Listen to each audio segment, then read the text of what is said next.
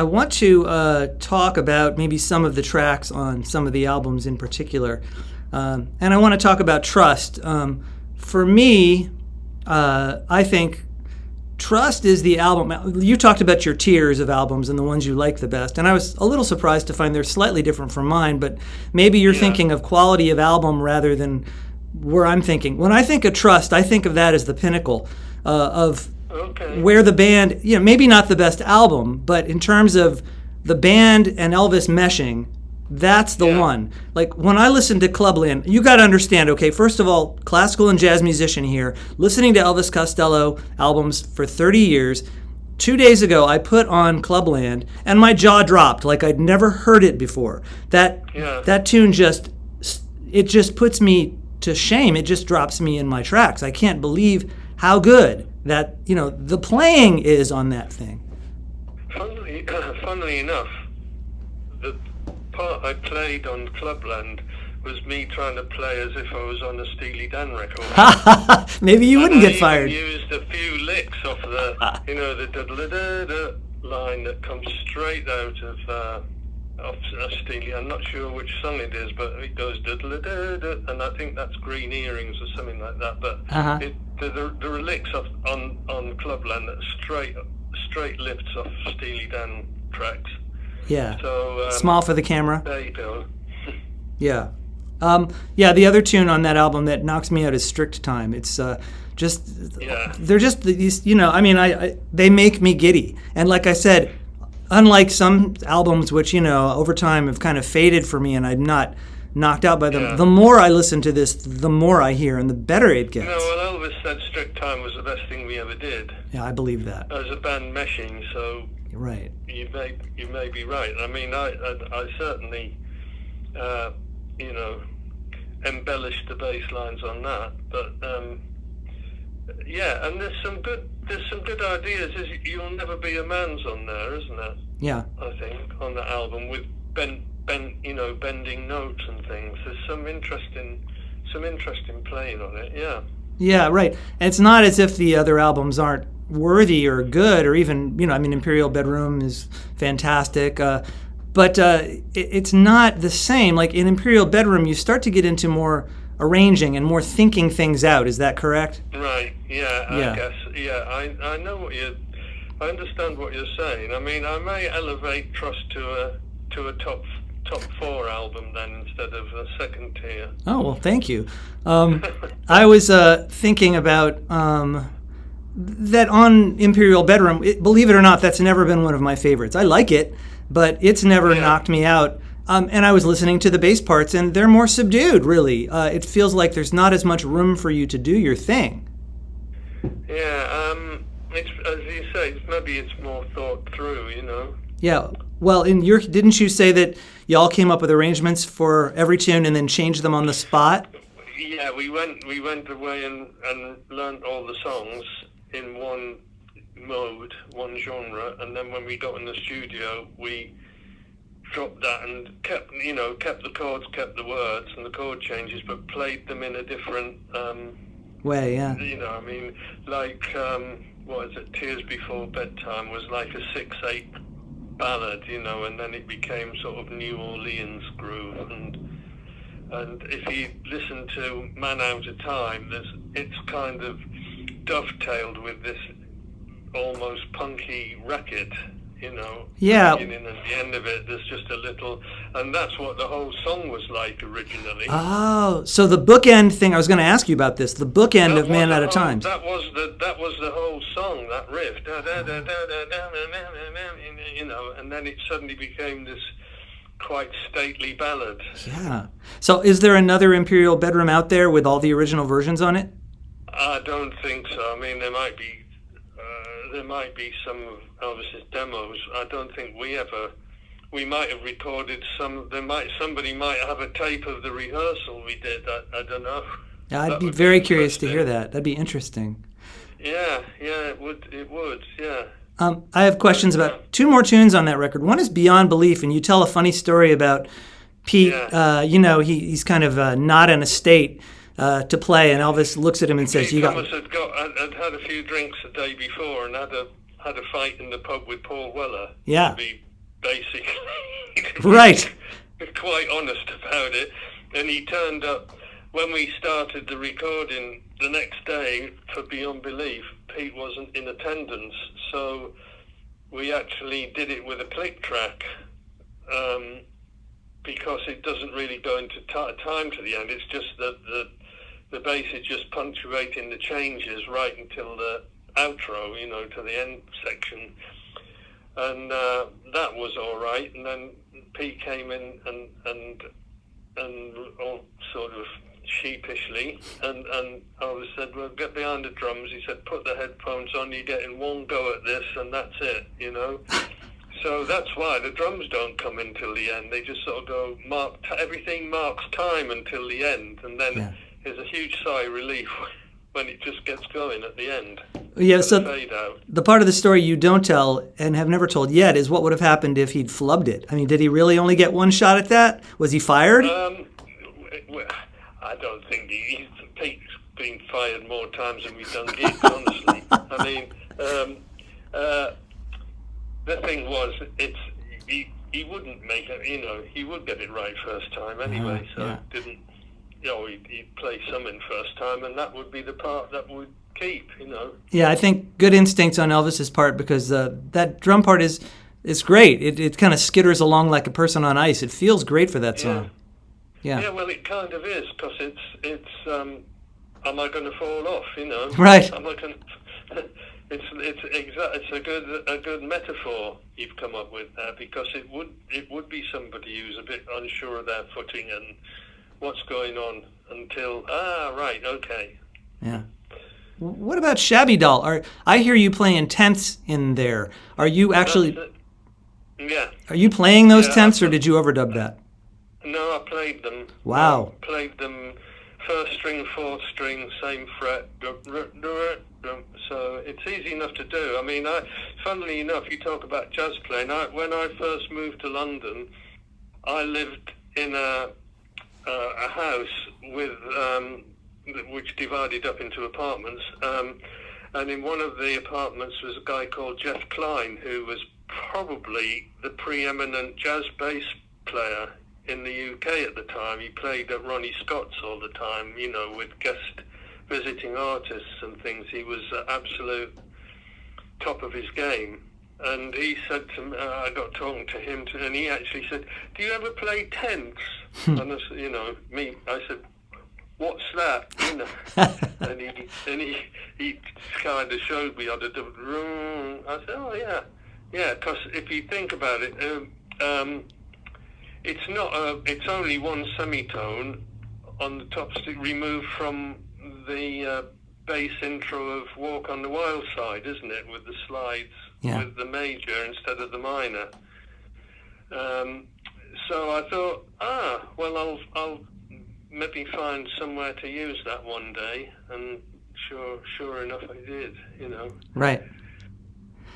But a good spot, yeah. But it was literally a jazz bassist who told me about tenths, yeah. How about that? That's interesting. Yeah, I mean, it's really neat because you go back and forth between them and doing some really crazy, weird licks just thrown in there out of nowhere. A little a bit of double stopping in there and things, yeah. Yeah.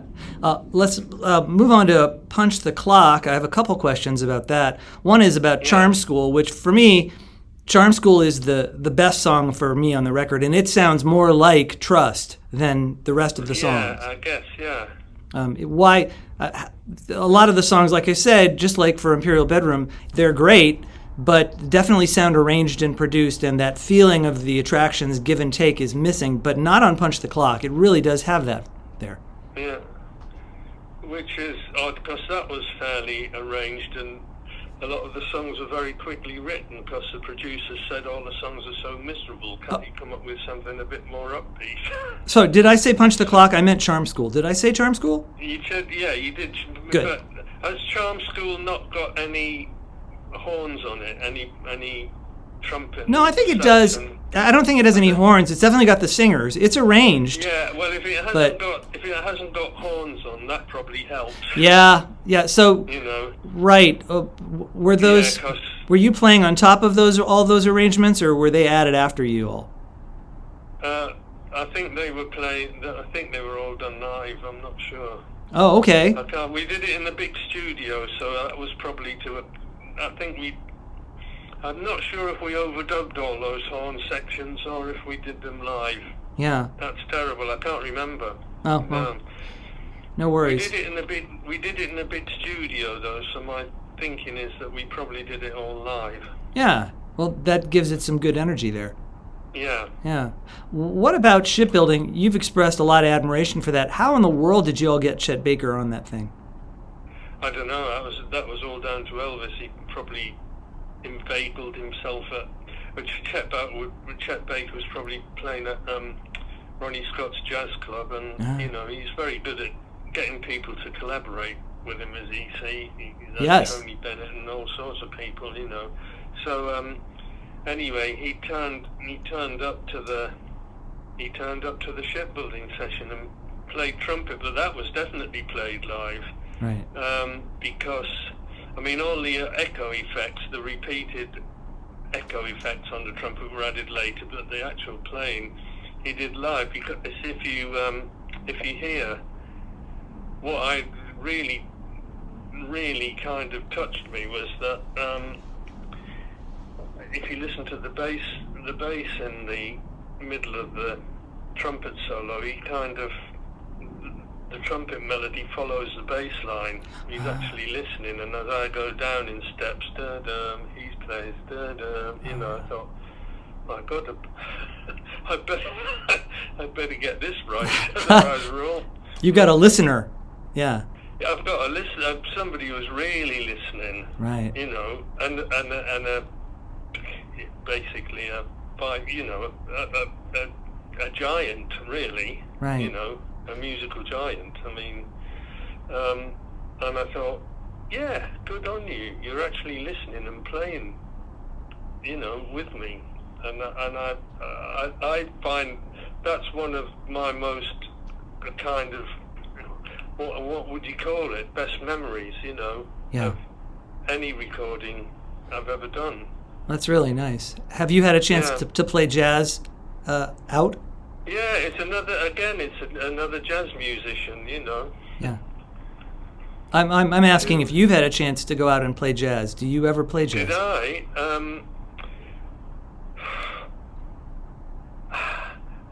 Not as such. I mean, I've played stuff that somebody might pass off as jazz or something, you know, improvisational music. But you've never gone to Ronnie Scott's yourself and played? On a fretless bass, but I've never formally been in a jazz ensemble as such, you know. I mean, I played in a band called Village with a keyboard player called Pete Bardens, who had an R&B group with Peter Green and Mick Fleetwood before Village, and then he went on to lead a prog rock group called Camel. But we were together a year or two, and we did a residency at the Marquee, and we did Jimmy Smith songs and Jimmy McGriff and things like that, which is sort of jazz R&B. And we did an arrangement of Milestones by Miles Davis, so I guess that's about the nearest I've got, you know. So you listen to jazz? Oh, I listen to, yeah. Got a favorite player? I listen to it, you know, classical, jazz, R&B, pop, a lot, yeah. Do you have a favorite jazz bass player? A pure jazz? Yeah, I guess so. I would only be saying names that I know of, but I do have favourite jazz musicians, and Thelonious Monk is one of them. Oh, God bless you. Yeah. Yeah. Why do you like him? Monk is because the same reason that Donald Fagen likes him, because he just pushes harmony and note choice to the limit. So you think, is this wrong or is it right? It sounds right. You know, I think, what's he doing? What's he doing? How is he getting away with this? How does this sound good when it sounds so wrong? You articulated it so well. I think with all the dissonance in jazz and all the craziness, Thelonious Monk is the only jazz musician I know of who made other jazz musicians uncomfortable. Yeah. I mean, now things go a bit silly, like in classical pieces nowadays. People it's just freaky. But right. I mean, he was pushing the envelope definitely. And, So we're talking about other musicians. Let's keep doing that. In your book, one of the most delightful things about your book, Rough Notes, is all the other musicians you ran into along the way. And I'll mention a few of them. Freddie Mercury, and I was kind of, somebody said to me, there's only one history of rock and pop, and you were there. And I'm talking about these guys when I'm talking about Freddie Mercury when I first met him selling boots, in Kensington Market. And then I ran into him again when I was doing a session in a recording studio, and there were these four guys huddled in the corner of the room, obviously, in the process of forming a band, and I saw the guy who turned out to be Freddie Mercury. I recognised him from the boot shop, so what's your band called? And they said, Quee, but they hadn't done a gig or made a record at that point, so I'm talking about meeting some of them on the ground floor, like Jimmy Page, carrying his amplifier from the music from the amplifier makers, to the Marquee Club, so I could get in free. So roadieing for I was the roadie for Led Zeppelin's first gig, really. That is astounding. That's amazing. Yeah. Yeah. Well, yeah. So I was, as I say, that's why I thought I'd write the book, really, because I used to tell people this stuff, and they said, you've got loads of anecdotes. This is your legacy. You should tell everybody else, because not many other people have done, what I've done, simply because I was in the right place at the right time. And there are lots of stories like that, going around to Jeff Beck's house and asking him if I could have a job as his bass player. And he said, no, but my old drummer's forming a band, and that turned out to be Ainsley Dunbar, who obviously became the drummer with Journey in the end. Right. Yeah. There's one story in particular I want you to tell, even though it's in the book, and it's the only story I'll ask you to tell from the book, and it's about a certain musician in New Jersey with whom you shared a mouse. Will you tell the story? Well, yeah, I was in the dressing room a gig in New Jersey, Passaic, I think, and this kind of what I thought was this hippie-ish looking guy came in and sat down. I thought, well, he maybe he works here, or maybe, I don't know. He seems to know the place. Sat down and he sort of smiled at me, and I smiled at him, and he didn't say anything, and I didn't say anything. There was a little mouse running around on the carpet, and we both looked at the mouse and smiled and picked the mouse up and stroked it and put it back and everything. And we've been kind of doing this for about 10 minutes, and somebody opened the door and shouted, "You in there, Bruce?" And two voices both went, "Yeah," at the same time. And of course, I'd failed to recognise Mr. Springsteen. Okay, now, is that true? Is that story true? Because of all the stories... Absolutely true, yeah. I mean, I've failed to recognise all sorts of people, What was he doing there? What was he doing in there? I mean, he wasn't... It wasn't like he was unknown at that time, is it? No. Was he coming to see y'all? Say again? Was he coming to see the band? Yeah, he was just coming to hang out, yeah. He weren't on the bill or anything, he was just coming to say hello and watch a set and things. I mean, Elvis would have had him up duetting and all sorts, but... Sure. Did you get to talk to him afterwards? I think somebody explained who it was.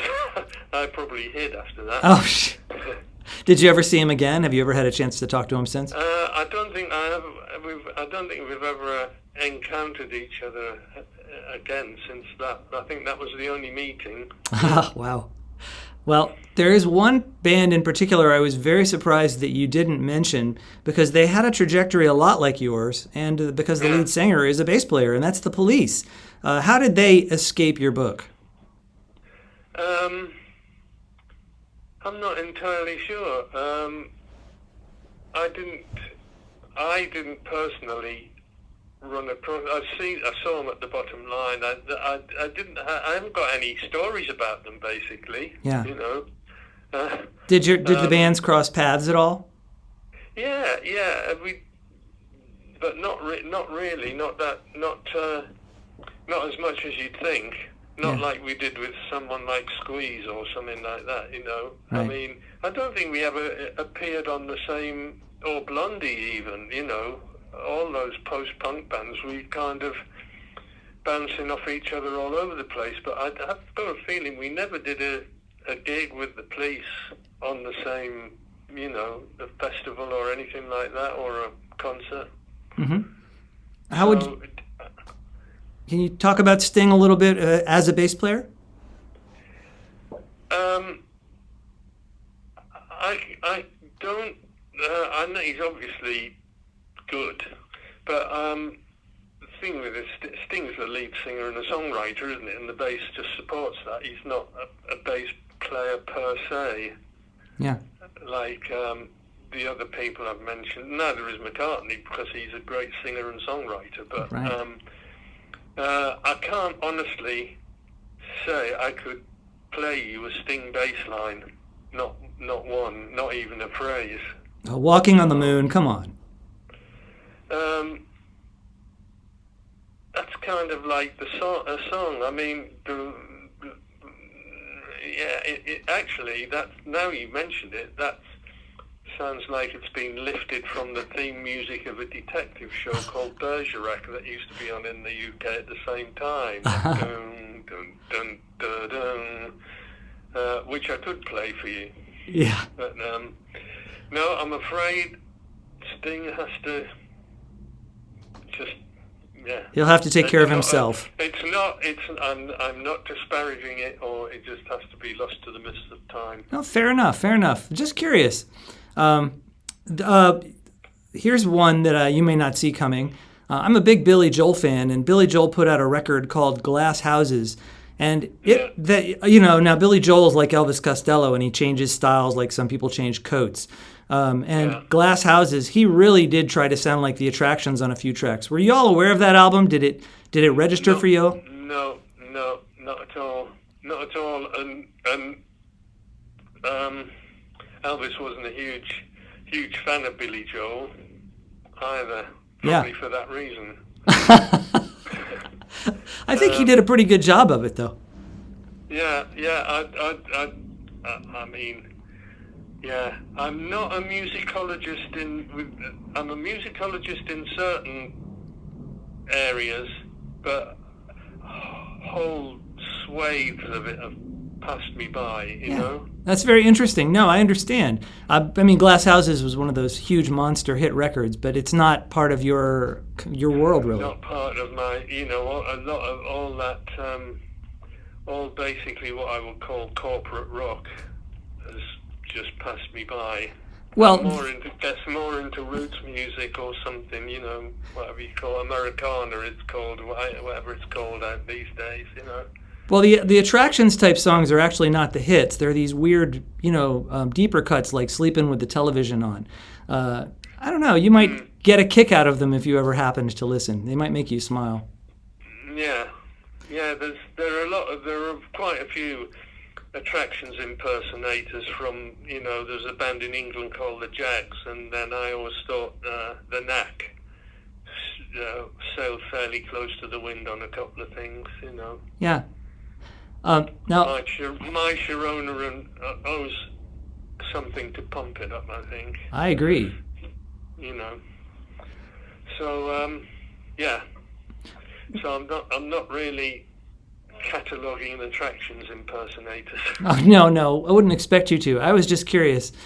Of course, we could do a whole nother interview about Bruce Lee, and I'm not going to spend too much time on it, but I do think it relates just because of the way my show is. You talk in the book about and in other interviews about how you came to martial arts. And it's very important to you. Clearly, you've written more than one book about it. What I'm curious about is why Bruce Lee? What is it about Bruce Lee, other than the name, that fascinates you? Well, he was the best, and the first and the best, which is often, there are people, it's like, there are 5-year-old kids that can play While My Guitar Gently Weeps on YouTube or Voodoo Child or something, but there was only one guy who did it first. And as far as the West goes, there was only one guy who reached that level of skill, expertise and knowledge in martial art terms. I didn't go to martial arts as a Bruce Lee fan. I went to martial arts because I was robbed one night, and I went to learn to train and learn how to deal with situations like that. And my teacher started playing me Bruce Lee videos, his films with only the fight scenes edited together. So that was, and explaining to me what he did. So I learned a lot from that. And then I decided to write a biography of him, mainly because there wasn't one around. And I thought, I don't know, I can't teach anybody anything, but after 4 years, I'd learned enough to teach myself, and then I could pass what I'd learned on to people who knew, fans or whatever. But I went to 1,500 different sources and spent basically 4 years compiling Fighting Spirit. So by that time, of course, I was more familiar with what I was talking about. Yeah. I studied martial arts a little bit over the course of my life. I never got very deep into it, but I got deep into it enough to see some commonalities between music and martial arts. Sure. Do you see those commonalities? Is it for you, or is it a completely different thing for you? There's great similarities. Will you talk about them? Which martial art did you study? I studied Taekwondo and Tai Chi. Right. Well, one's hard and one's soft, isn't it? That's correct. Yeah. Well, Wing Chun is Kung Fu is kind of like a blend. So you're not you use power, but it's relaxed power rather than force. That was the kind of Tai Chi I studied. They had us do things quickly sometimes, and we did some actual fighting and things like that. Yeah. The time, obviously timing, relaxation, the ability to switch and improvise, all those things. It's martial arts properly expressed is probably more like jazz than anything else. Yeah. Karate's probably like rock with big riffs and but Kung Fu is probably more improvisational and adaptable. And listening too, wouldn't you say? Yeah, listening, not listening kinesthetically, if you like, listening through bodily sensation rather than just ears. Right. Well, of course, you listen to music with bodily sensation as well, but if you're doing it right. But if you're present to it, but but you're not just moving your fingers and you're moving your feet and your spine, and everything's integrated and coordinated. So it's as much like, as they say, never give a sword to a man who can't dance.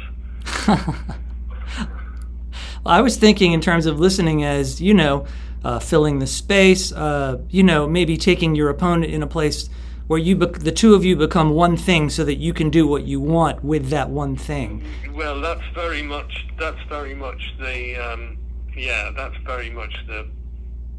one of the philosophical aspects of it at an advanced level. I mean, I've heard people talk like that. You become one energetic unit, but you've got a common center, but you're the one who's in control of that common center. Right, and I think you can do that in the same as a band member. If you're very In good, a band, yeah, if people are improvising, somebody can step forward and dictate the direction of the improvisation for sure, yeah, and good musicians will adapt and follow that, or you wouldn't literally fight over it, would you? well, I was thinking like a good judo master, if they're going to take you in a role or something like that, they're going to make sure that they're in complete control of you, but you're not going to get hurt. And if you submit and follow their energy, you'll be fine. Same with the music. Hey, I'm better than you, but I'm going to take you on a place that we can both go. And if you follow my energy, we're both going to be fine. Yeah, I mean, I've played with musicians that were probably more technically adept than I was, and it raises your game, but you definitely follow. You don't lead. Yeah, absolutely. But better in a sense of better listener, better player, better ensemble player. I played with some fairly esteemed musicians, and I'm thinking I've got to up my game a bit here. But not into just aware that it just makes the thing more, well, like Chet Baker, it just makes you more present to the moment, and you don't necessarily play anything that you wouldn't have played anyway, but it's just comes to life a bit more. Yeah. Well, at some point maybe we can have, when I've had a chance to read your books on martial arts, maybe we can have a whole nother discussion about that. Yeah, read Fighting Spirit, and there's one called Complete Teachings. But I've got I've done a shortened biography called Bruce Lee, A Life Worth Remembering. Yeah. So that'll give you a really good intro into him. Sounds good. Before we conclude, I have one more Elvis Costello wildcard question for you. And this, you may completely draw a blank on this, but I have no one else to ask. So if you don't mind. Go on then, yeah. Okay, so on the album Taking Liberties, this is a compilation album. And Elvis is on the front cover in a phone booth with his fingers holding a squiggly line that says Taking Liberties, and the back cover is half blacked out. The story I heard was there's supposed to be a woman behind that black thing, and he's got her dress, and they blacked that out because they thought it was indecent. Is this true? No,